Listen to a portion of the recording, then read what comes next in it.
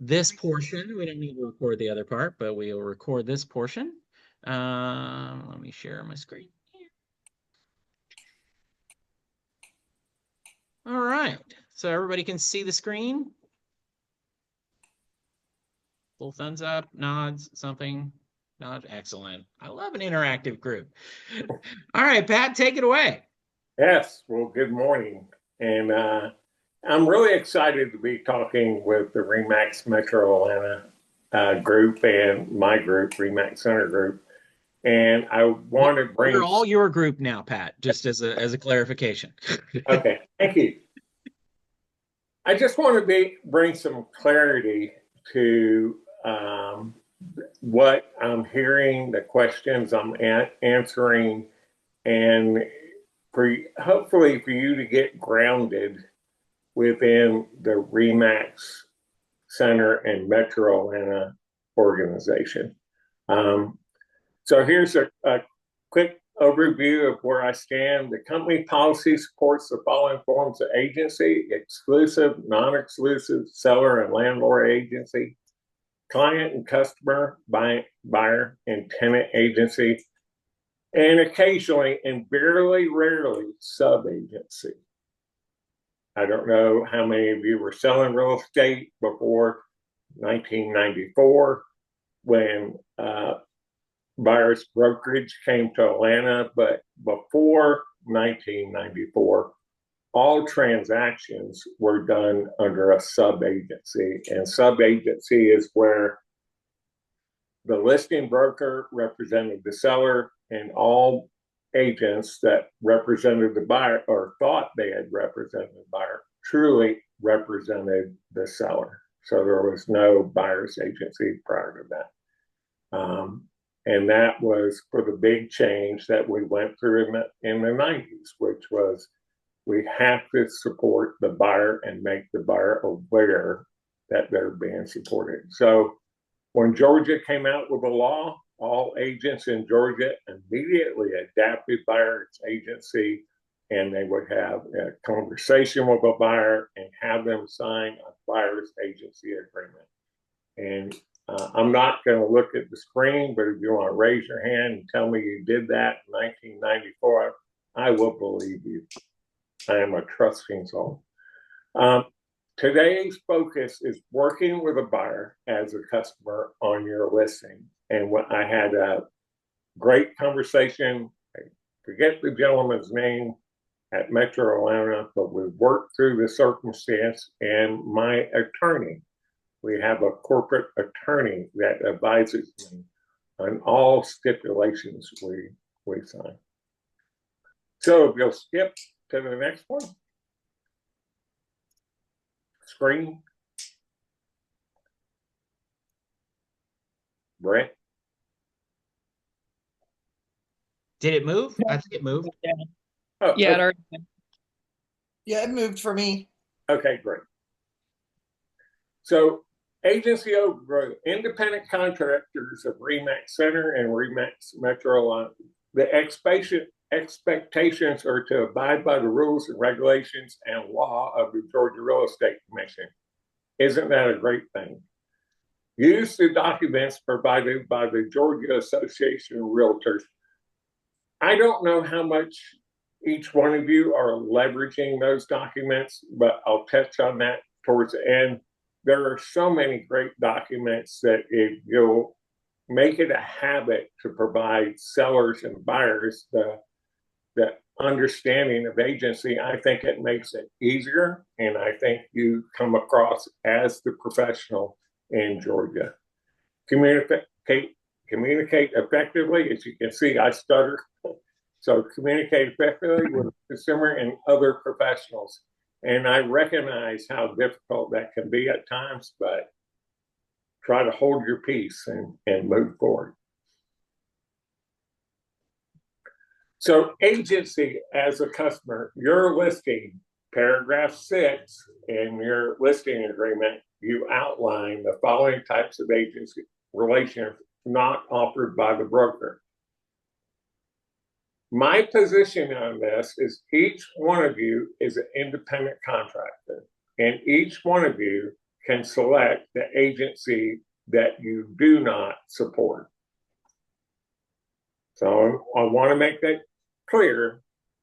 If you do not agree with dual agency or sub-agency, I would like you to have a strong conversation with your seller about those two and let them know that you don't, and the broker will not support that type of agency. And we can go to the next one. So, as you know in your listing, where compensation is paid to the buyer's broker, seller here proves the following: not initially offering compensation. I think that's a phenomenal new approach. Compensation being paid by the buyer's broker or seller is going to give additional compensation to the selling broker.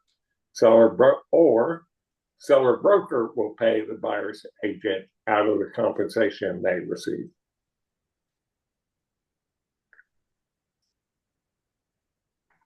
Again, we'll get back to this one. I'll touch base on this, but not initially offering compensation to the buyer's broker, but marketing the seller is open to receiving offers in which the seller pays compensation to the buyer's broker. And we'll touch on that towards the end. So skip ahead. All right, this is how I've been referring to it because I have agents that do both ways. The new approach, seller, in addition to the compensation paid to the selling broker, will pay a compensation, or the selling broker out of the compensation being paid. We are going to talk about the new approach.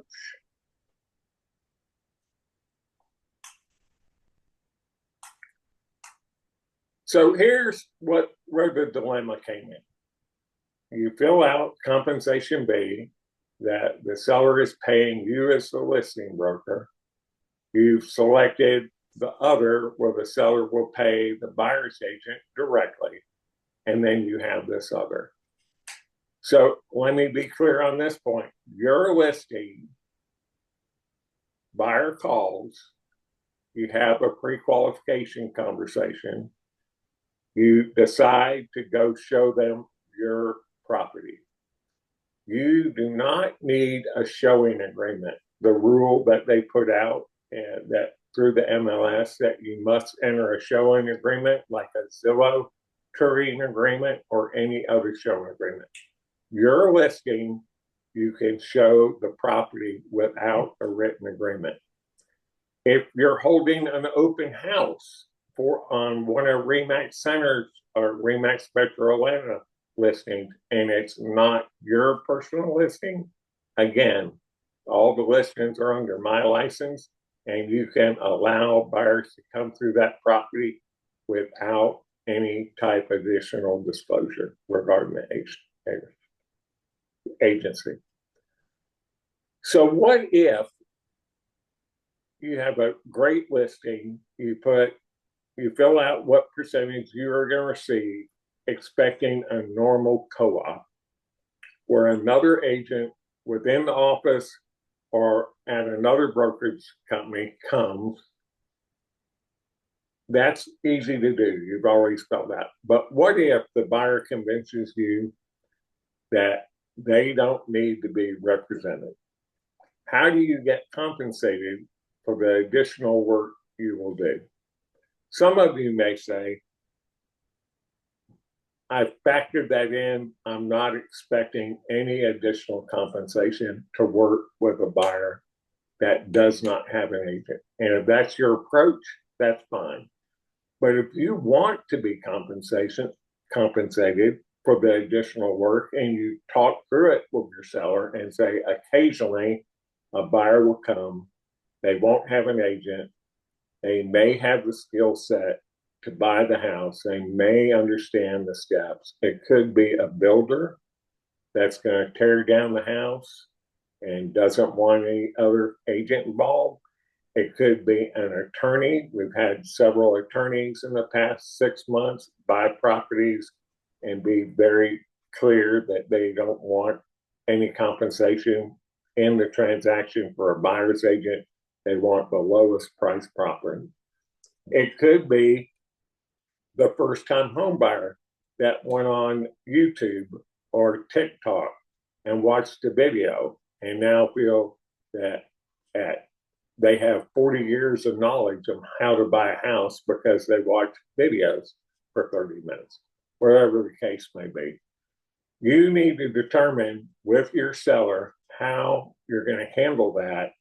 And this is how you would be compensated.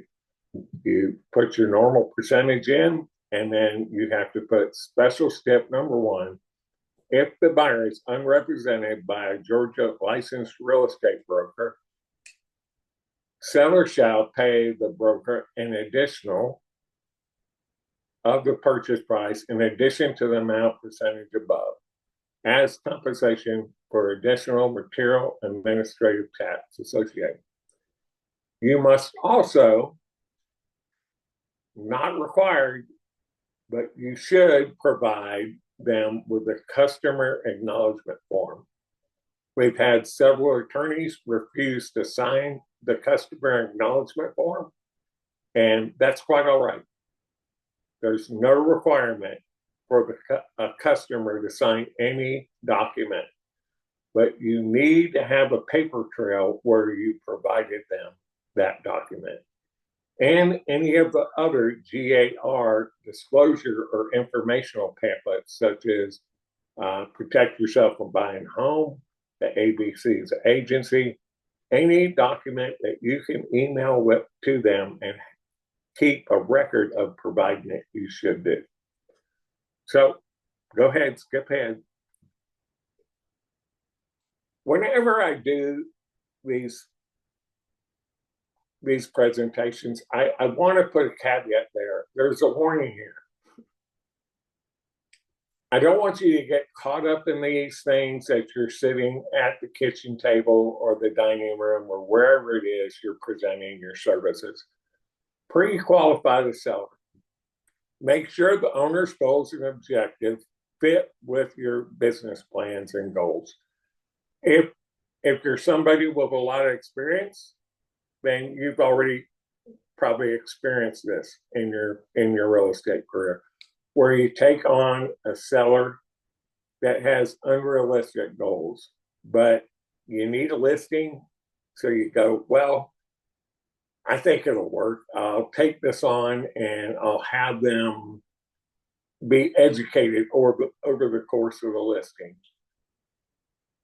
I want you to be more protective of your mental health. It's truly a mental health game selling real estate. You get caught up with one awkward seller or one awkward buyer. I can't tell you the number of times I've had conversations with agents and I said, well, let's terminate the agency, let's terminate the listing, and let them go practice on somebody else. So please keep that in mind. Go ahead. So this is a short version of the conversation I had with a gentleman in Metroland. You need to develop your best practices so that when you're at the listing presentation and you're talking about the possibility of a buyer coming directly to you, consider a referral partner. Consider another agent within office that works with an unrepresented buyer and customer that you pay in its amount. You disclose the referral fee to the buyer. You also use the stipulation that we've talked about. It would be considered designated agency. Designated agency, as you know, is where the broker assigns, in theory, someone to work with the seller and someone to work with the buyer. The benefit of doing this insulates the parties. You avoid the possible disclosure issues. And let me talk about the possible disclosure issue. You go on the listing presentation, the seller fills out the property disclosure, you're sitting at the table, and the seller goes, well, last summer, I had my AC broke down and I had it fixed. The guy that fixed it said, if I'm staying here to replace it, but if I'm selling it, go ahead and fix it. It should last maybe a year, maybe two. Where does that put you as the independent contractor? They just disclosed to you that there's a possible issue with the HVAC. So if it's your seller and you're working with another agent, we are in a buyer beware state. There's no obligation. If it's broken, it's broken. If it's working, it's working. And it's up to the seller to do the due diligence and determine the value of the house that they're buying it for with the conditions that their inspector finds. The customer is, when you use a referral partner, the customer is supported, allowing for a more direct and pointed discussion. I'm clear that when it's a customer, you're not there to give advice or guidance, but that's fallacy. If you have a customer and they've done the property inspection and you're standing there looking at the inspection report with them, they're going to ask you questions. Again, I expect you to answer all questions honestly and forthright. If it's a customer, I would say, and they had a question about the HVAC, I would let them know that they can certainly bring in somebody that specializes with HVAC and have that looked at, provided we get it done within the due diligence period.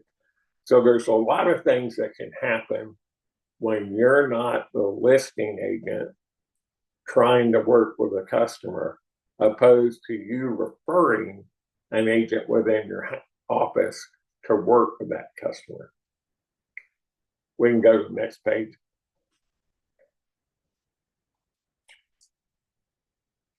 So, agents, your best practice, your approach, I really think it serves everybody to create a fact sheet.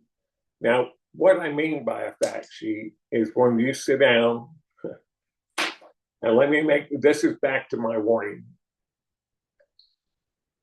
You're at the table, you're talking things through with the seller, you settle on a price, you settle on what the seller's going to do to get the property ready for the market. You're given pointers about they should remove some of the clothes or they should remove some of the furniture.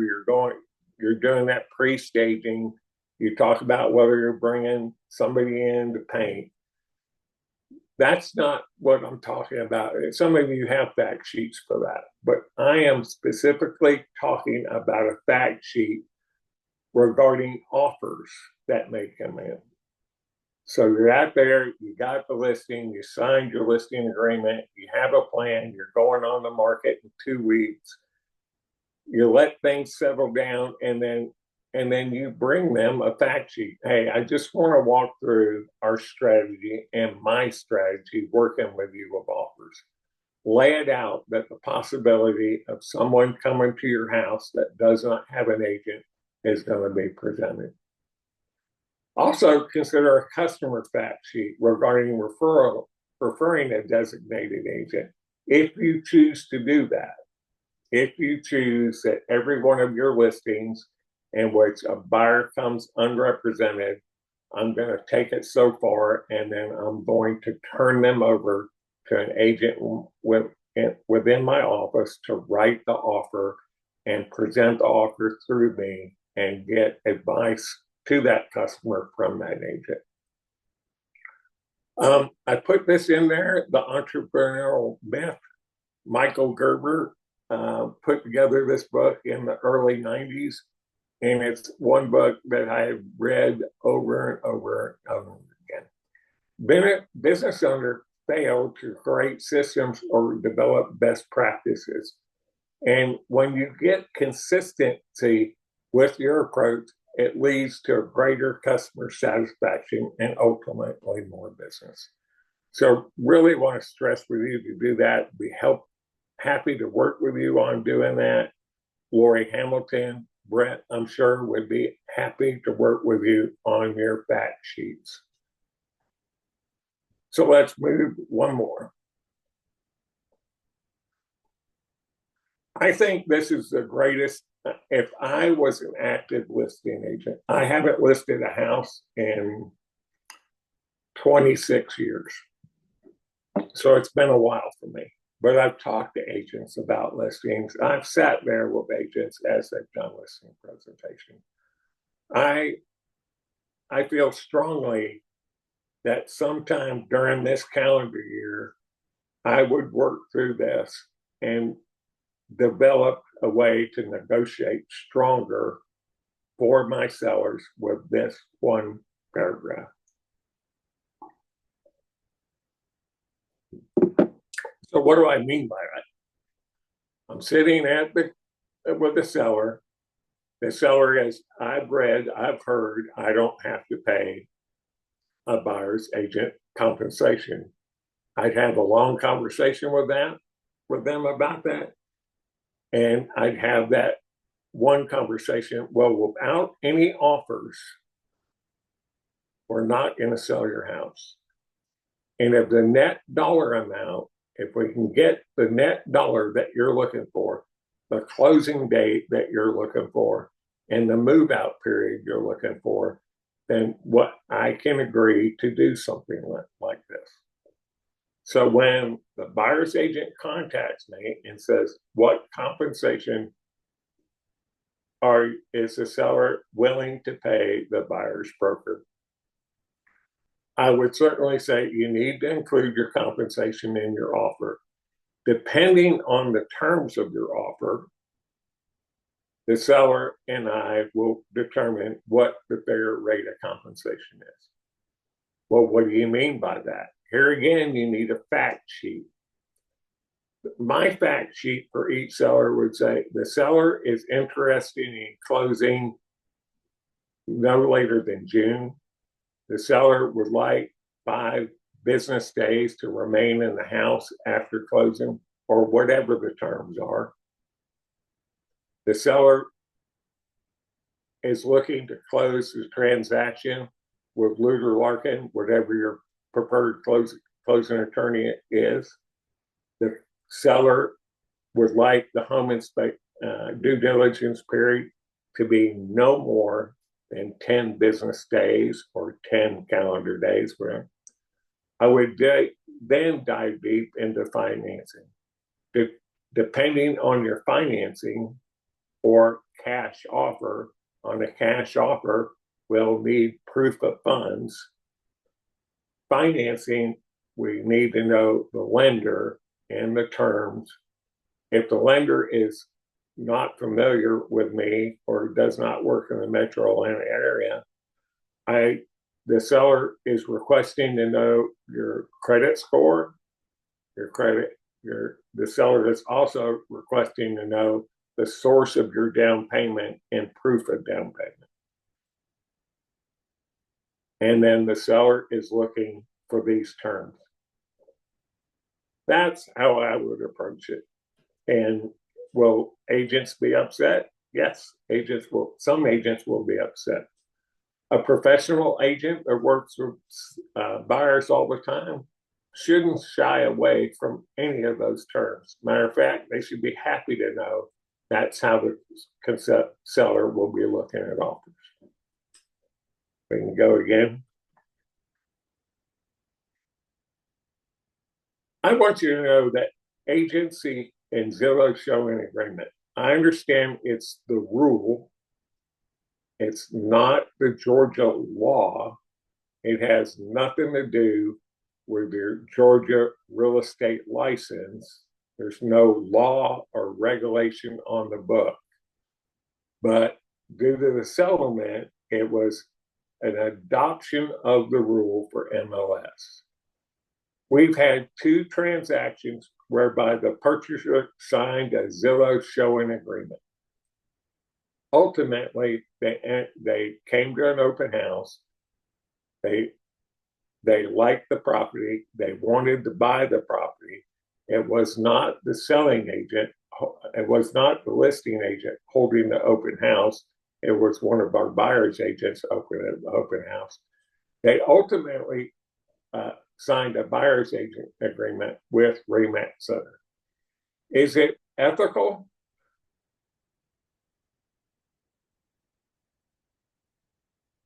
And this should say, does the threshold rule apply that was in place with the GAR ethics rules? It is ethical to present what your services are. The showing agreement is clear. I will drive all over Atlanta and open doors for you. I expect no compensation. Just call me up and in between, and I'll show you any house there. The threshold rule is no longer applicable with the ethics rules. And that's it. So now we're open to discussion.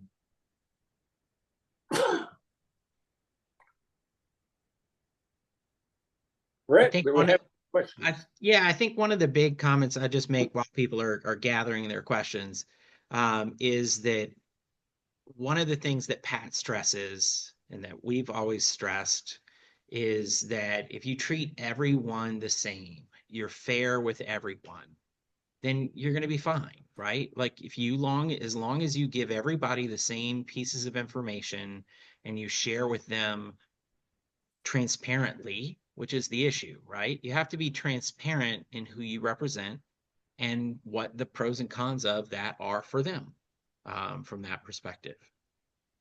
Who has questions? Anyone? I just have a comment while I'm driving. Sorry if you can hear Ryan with me. I would encourage everybody, if you don't already know, to attend our sales meeting on March 4th. I believe it's March 4th with Cleve Gaddis. He is like the master of negotiating and loves discussing that. So if we want to have discussion at the sales meeting about how you talk about compensating buyer's agents or how you work with the seller through that, he's a great resource. So if you didn't know, Cleve speaks nationally. He is a workman coach, and he is part of the Modern Traditions group in our office. But if you haven't already marked your calendar, I know it's in Duluth, but it's the south side of Duluth. It's maybe 10 miles from Midtown. I don't know exactly how many miles. It's not that far, but mark your calendar. It's going to be very valuable, resourceful information. So just want to encourage everybody to go to that. The day before in Metro Atlanta is also a CE class. So if you're not getting the information from me, make sure to check your junk folder. Sometimes because we send things through BombBomb, they get automatically filtered. So make sure to save my email address to your send list because we want to make sure you're getting information about the events and training we have coming up. Yes, I'll echo that. And Friday, Pat talked about all the different GAR forms and things that you should be using. We kick off our series Friday morning at 9 a.m. Via Zoom. So everyone all around the city is welcome to join us as we deep dive into the contracts. And those of you that have experienced this with me before, I won't let you respond and tell people how boring and torturous it is, but it is very detailed. You will come out of this series understanding the contract better than any other agents you're out in the field working with, which gives you a competitive advantage. It's not boring, Brett. It always feels boring to me, but I know Yeah. it is a really good series. I think the number one thing that agents miss is actually reading the documents they're giving to their clients. Make sure that you know what it says and what you're asking your client to do. Just because it's a fill in the blank doesn't mean those are the only parts that are important. So we'll go through quite detailed. Dan's going to laugh, but I'm going to do my best to get through the purchase and sale agreement in only 2 sessions. Last time it took us 3.5. So we're gonna go a little bit quicker and make sure we deep dive and cover everything.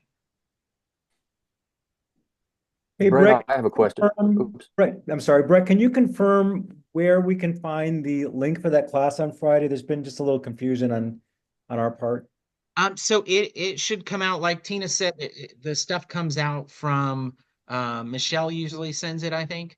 And it comes from I don't know what the from address is. Let me see if I can find that actually. Michelle was working on it yesterday, so Yeah. I'll check with her this morning and make sure we get that sent out to y'all along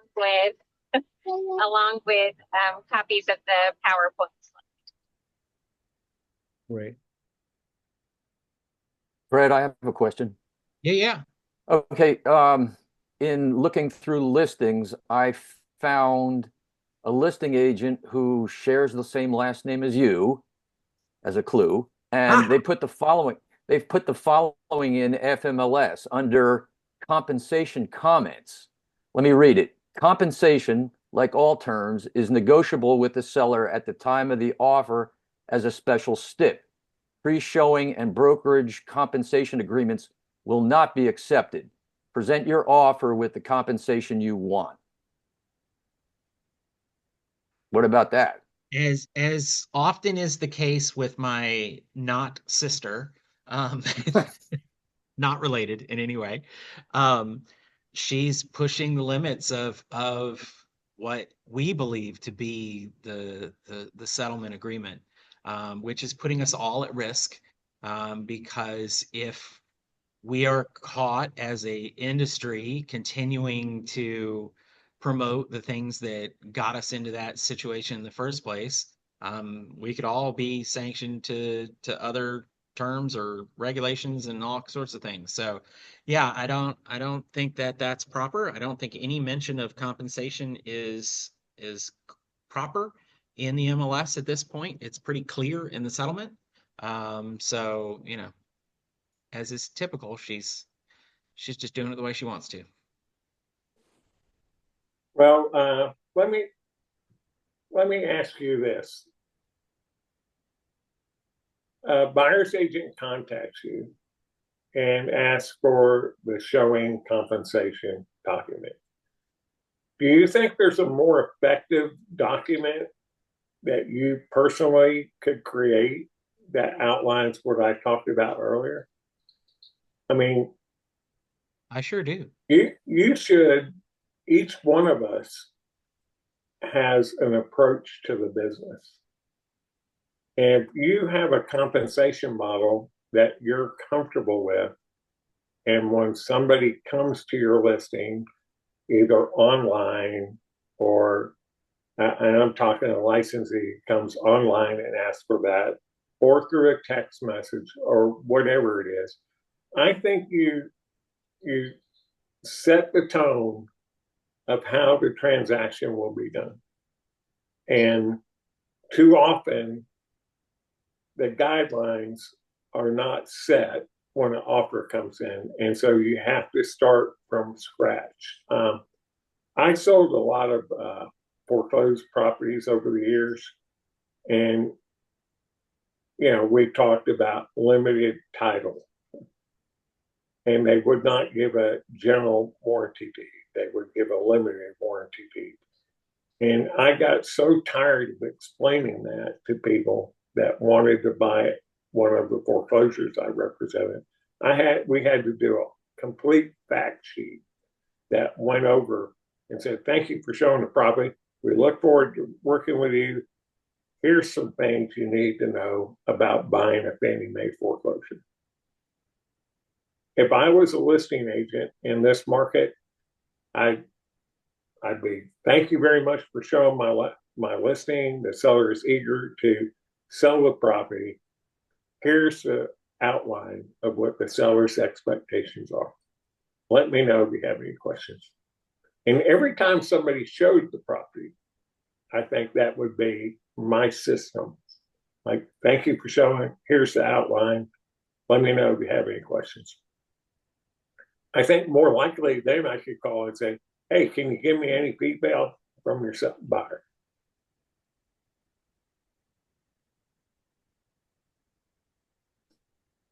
Yep, agreed. Adam. Guys, thank you so much for this presentation today. And I think a big takeaway and a reminder I have is gone are the days of just winging it, whether you're sitting down with a seller or a buyer. My opinion, and I was a solo agent for a lot of years, I was one of those agents. I did have a presentation ready to go if I really needed it, but I was really proud and confident of my abilities to just sit down, casually at somebody's kitchen table and walk them through the process and here, sign here, are you ready? But now my business has changed when I joined our team last year, and we spent so much time and effort putting together a rock solid listing presentation and a buyer's presentation. But I think listening to Pat, what really resonated with me is the page talking about, I call it the slide talking about what happens if, and it's a bar graph explaining all the different scenarios and how compensation can change depending on the scenario. So when you get to our listing agreement, we don't say, oh, we charge 3% compensation. It is other, see our team, no hassle listing terms. And that document outlines all the what happens if. And I think going through that presentation again and again and again, where I feel like I'm on stage for an hour every time I dust it off, it really has made me a better agent, and I think makes us look much more professional. And I can't tell you how many times I've really insisted when I sit down with a seller, even though they're saying, oh, are you sure? I've sold homes before. I'm like, will you just indulge me? I really think it's going to be in good use of your time for me to be able to explain how I work. And I cannot tell you how many times even a seasoned person has said, oh my gosh, that was really thorough. Thank you so much for going through that with me. So I would encourage everybody, again, if you don't have a presentation, work on putting something together. I'm sure there are resources available in the Remax toolbox someplace that has, at least gives you the skeleton and you can maybe massage it a little bit. But I think, again, you're going to, especially this is an interview a lot of times where they're not just talking to you. And, I love when I see, we had an instance a couple of weeks ago where a colleague and I met with a potential seller. We didn't know he was interviewing more than one person, but he came downstairs to the lobby of the condo building, and, he had a very casually dressed agent. They shook hands, walked out. And my colleague and I, were dressed to the nines. We had everything ready to go. Not only were we going to have him sit down and listen to our presentation, but we showed him comparable units for sale in the building. I know that other guy didn't do that, but we also knew, we had this listing. I felt like, there's no way he wasn't going to hire us after that interview, but going through a professional presentation and even encouraging our agents, you guys have to invest in your own technology. So we're even telling the team you have to invest in your own Zoom account, have that ready to go, because what happens after 30 minutes with Zoom, if you have the free account, it's going to, shut you off. But also investing a little bit on maybe one of those portable screens that you hook up to your laptop where you flip it over so that the sellers maybe on the other side or the buyers on the other side just makes you look so much more professional. So again, I know that's a lot of information, but again, good reminders today about you got to change the way you're doing things. I'll echo Adam's comments, and I have said for my entire career, don't forget the buyer presentation. Buyer presentations are just as valuable, if not more, than seller presentations. Most agents are used to doing seller presentations because they are interviewing, right? But even with people that that's your best friend, that's whatever, do your presentation, whether it's a buyer or a seller, and make sure that you are giving them what's current. We all know, being in the business, this business changes every minute, every day, just about. And so whether they've sold 20 houses in the last 20 years or 20 houses in the last 2 weeks, they probably still need to make sure that they're current on what's currently happening in the market. Let me add to that, and thank you, Adam, very much. If you don't have anything, which is okay, start with 5 bullet points. Just take a piece of paper, write out the 5 things that you think the buyer needs to really understand, and get very grounded in your approach. And it's your approach to working with a buyer that you are putting down in writing so that you can present it effectively. And then that turns into a PDF, and that becomes email. You email it to them. And when you're in the process, 2 weeks in, you can send it as a reminder that says, it's really going to take about 45 days from the time we find the house to effectively close on the house. And sure, you can do it quicker, but to be a good, effective negotiator, to have all the ducks fall in a row, you should have that mindset of what it takes as far as days, what things have to happen. Joe Stump, and some of you probably heard him as a real estate trainer, used to have the excellent, it's like going on a vacation. You pack your bags. If you're the seller, you're packing your bags, you get on the plane takes off, you hit some turbulence, the inspection doesn't go right. You may have to cancel your trip and come back to the airport, put the house back on the market and go through the process. However you think, the seller needs to know prior to it happening, you should be communicating. You shouldn't be explaining how an appraisal works 2 days after the low appraisal comes in. However, sometimes we get there. If you're newer to this business, it's a great way to absorb how you're feeling about a transaction, how this buyer is communicating to you or the seller is communicating to you. Every step of the way that you run into a roadblock or somebody feels uncertain or concerned, write it down and then go think about how I can better communicate that effectively. How can I become a better professional by knowing the next step and explaining the next step? Love selling real estate in Atlanta and all around this market. No two transactions are the same, just like no two condos are the same, no two townhomes are the same, no two single family properties. Land out in Tequila is not the same as land in town, and they're all the options. We're here to support you, we're here to help you, we're here to talk through these steps and have you become a stronger and stronger professional in the marketplace. Open for more questions. I got a follow-up. All right. Okay, so back to the compensation for the buyer broker. If the listing agreement, in the listing agreement, the seller's preference is to not have a pre-showing or a brokerage compensation, but want to entertain the buyer broker compensation in the offer. I've gotten some pushback from the buyer's agents before they even show it, like, well, why not, and so on. Any thoughts on the way to come back? Because it's the seller's choice now to decide that that's how they want it. Any thoughts on a good comeback?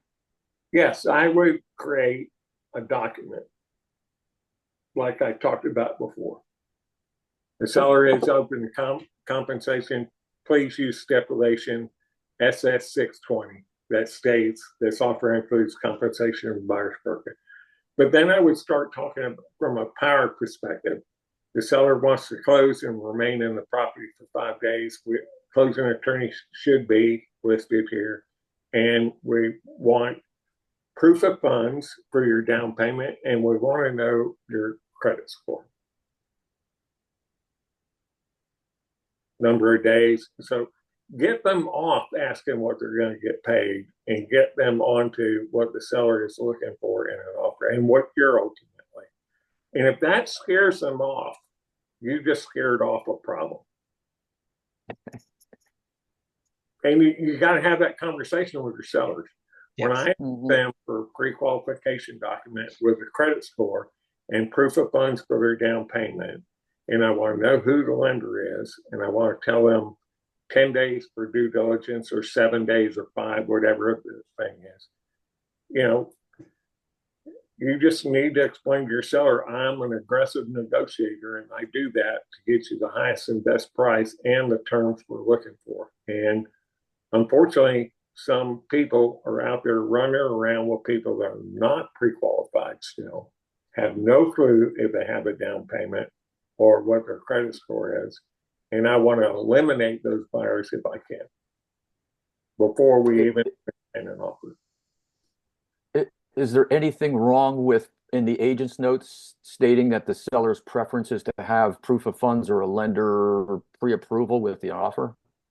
I would rather have you have a PDF, Yep. a document on that listing, and this is where Brett talked, where you're consistently saying the same thing to everybody that comes through that door or is interested in purchasing that house. When you put it on FMLS, the person may only use Georgia MLS. And if something got, I can't tell you the number of times that we have sold a house only for somebody to show up and say, I would have paid more. I tried to look at the house. You tried to let me in. You prevented me from making an offer on the house. So if you're using a PDF when you put that, this is our terms for an offer.